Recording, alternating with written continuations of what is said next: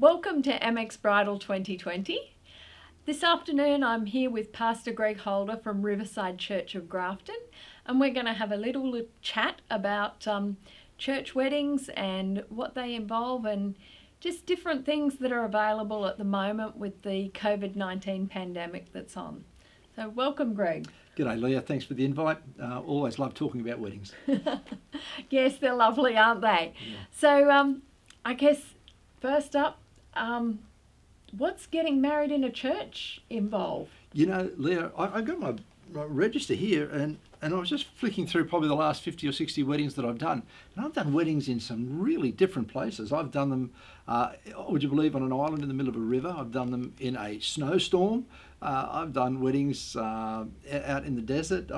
But, you know, there's something beautiful about a church wedding. And in this time of this COVID-19 pandemic, people are sort of wondering what sort of wedding could I have, and yet the open air is beautiful, and a lot of people have a favourite spot, but there's just something beautiful about a wedding in a church. I find that's good. Yeah, I guess at the moment the restrictions do make it difficult, but I mean, I'm sure with a smaller wedding there's something quite beautiful about an intimate wedding as well, where it is just the closest people, not everyone they know. That's right. We've been through this of recent times. I've had weddings where there's only been virtually myself, the bride and groom, and the two witnesses, and that was because of the restrictions.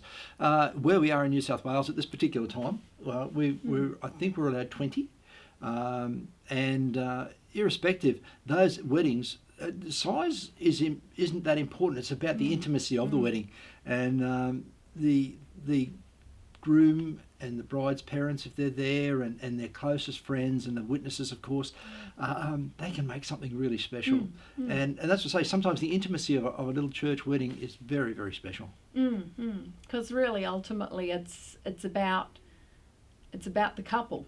Absolutely. You know, what they can expect, I suppose, is that, look, for me personally, I do pre-marriage counselling if the couple like that, which is good. My wife and I did it, and we've been married 33 years, and she's been amazing. But we had pre-marriage counselling way back then.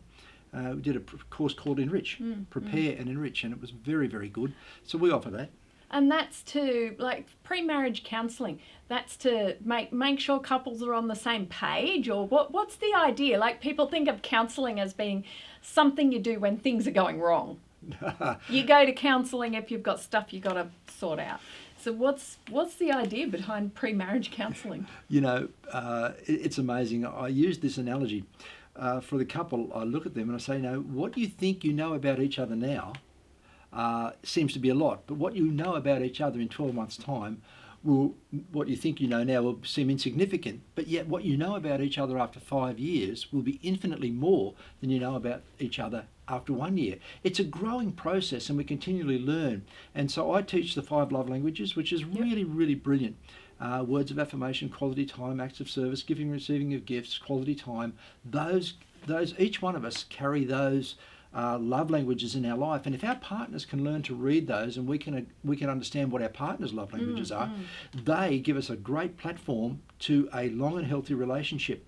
Yes, we have a lot of marriages, and we do see a lot of breakdown as well, because people haven't sown the time into really getting to know one another. And for me as a pastor, I think marriage is sacred. Marriage is a wonderful sanctification. And for me, I want to give couples every opportunity to do a great wedding and have a great marriage. I always say this at my weddings: first, today we have the wedding, but after that we have a marriage. And so I think the old saying, failing to prepare is preparing to fail. And so that's why the course is called Prepare. So we do that one. Yeah, okay, yeah. No, I did read the 5 Love Languages book quite some time ago. And yeah, I think that probably it's a big thing to know what your partner's love language is. Absolutely. You know, nobody is stereotyped. One love language mainly for Australian men is perhaps physical touch, But that doesn't mean sex every 5 minutes. It doesn't mean any of that. It simply means that sometimes they just want to hold hands. To women, their primary love language is perhaps acts of service or quality time. If you can understand what your partner's love language is, and I help people identify those, it builds a greater form of intimacy. And marriage is all about intimacy. It's all about that the two becoming one flesh, as the Bible says. And a wedding doesn't have to be religious, as people think. You know, it's not about religion. It's about giving couples every opportunity to have the best start in their married life. You know, that's what I'm all about, and I know you are too. Yeah, no, that sounds lovely. Okay, so they've got the opportunity to do the counselling beforehand. Yes. And then sort of on the day, you're happy to conduct the service at the church or in another location as well. And there's some great benefits, Leah. I find that the ones that, let's say, are outdoor, that's great. And there's beautiful arbours built, and there's a sound system, and everything's pretty portable these days. Yeah. But you're very subject to the weather. Oh yes, definitely. You know, last Sunday would have been a fantastic day to have an outdoor wedding, wouldn't it? Well, if you could have, your veil might have ended up about 5 paddocks over. Well, all the paperwork would have disappeared into the hills somewhere with the wind. Yeah, and these days there is a large amount of paperwork too, I must confess, with the new legislations and laws that we've got to abide by. But those things happen. But there are some beautiful settings as well. But in a church, the benefits I find is that there's comfortable seating, there's air conditioning, there's a sound system, whether it's in the middle of summer it can be cool, in the middle of winter it can be warm. You have a beautiful sound system where the songs can be played, the signing of the register, you've got no trouble with the elements, for want of a better word. And there's parking and it's easy access. So those things are really great. And traditionally, marriage is a covenant between two people under God, where the two become one flesh. As a pastor, I advocate that. I love that. Yep. And I applaud couples who work at their marriage and because every marriage will have its ups and its downs. It'll have its good times and tough times, and those who survive the tough times are the ones who have actually sown in and done the hard yards and getting to know their helpmate, their partner for life. And so that's why marriage is so sacred for me. I love it.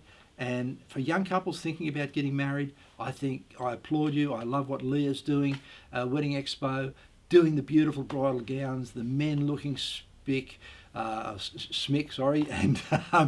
and many special things can be done on the day that make it a day of days.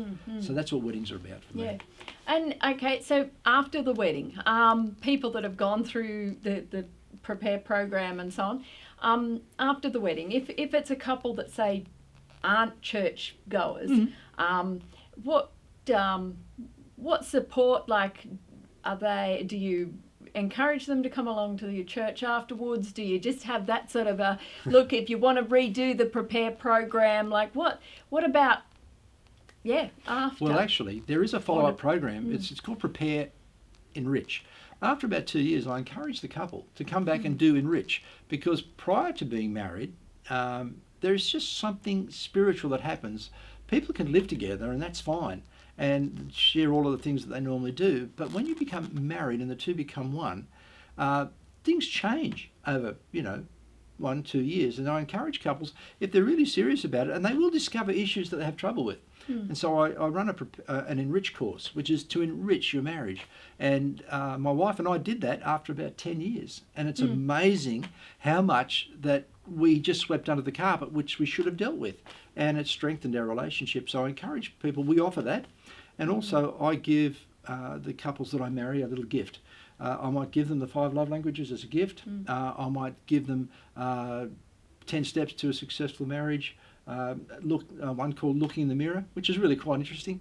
And so all of these things, I think our best thing, that you are resourcing them in the natural with the beautiful outfits, the gowns, the shoes, the suits, all those things, where I want to equip them with skills that may help them do marriage and do life better. Yeah. And I think what you're doing is a beautifully holistic thing in the fact of putting it all together, and venues, clothing, who's doing the job, who's going to... See, for me, I get to know the couple I'm marrying. and know them intimately, you know, and become their friend, because it just can't be just Joe Blow, for want of a better word, who got, oh, do you, John, take, you know, it's not, that's, you know, it's not just a thing. It doesn't make for an intimate wedding, does it? Absolutely right. And I think the couple want a day they can remember. And so to do everything in that day of days, then your role and my role is to give them the very best they can, because it's their day. And I say to them, I'll give you the wedding that you would like.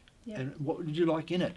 It doesn't have to be a religious ceremony so much, but it certainly will, because of my Christian faith. God is the author of marriage, and He wants the very best for couples in marriage, and I'll be conveying that to any couple that I do a wedding for. So you and I and the people that work in this industry are just simply saying we want to give young people. It's not a time to shrink back. It's actually a beautiful time, and though certain restrictions are in place, weddings still happen. And people are still having good weddings. Yes. I've done probably 5 or 6 since the COVID restrictions have been on, and they've been great. They've been really good. Yeah, oh, that's great. Yeah. Okay. Well, any final words of encouragement? Anything we didn't cover? Well, I think a lot of people think about cost. Yep. It costs a lot to get married. There is some basic fees up front. That's fine, but I think a marriage celebrant is somewhere between $500 or $600. We don't charge anything like that. Basically, it's just a little bit of church hire and a bit of paperwork that's got to be done, and such as wedding certificates and those sort of things that have to be got. But cost, don't let cost be a prohibitive thing if you're thinking about getting married. You get the right people who really want to help you and encourage you, you can have a great wedding with not so great costs. I know, Leah, you here working in Grafton, do everything you possibly can to make a bride feel special and beautiful, and your prices, I know, as I've got a wife who likes clothes and shopping and daughters as well, but the thing is, your prices are great, and I'm encouraging you. You're not paying me to say any of this. This is just the facts of life, and we can put together a package that could really bless a couple and give them their day of days. So there you go. Okay. Thanks for your time. Been great to be with you, Leah. Thank you. Thank you. Thanks for watching.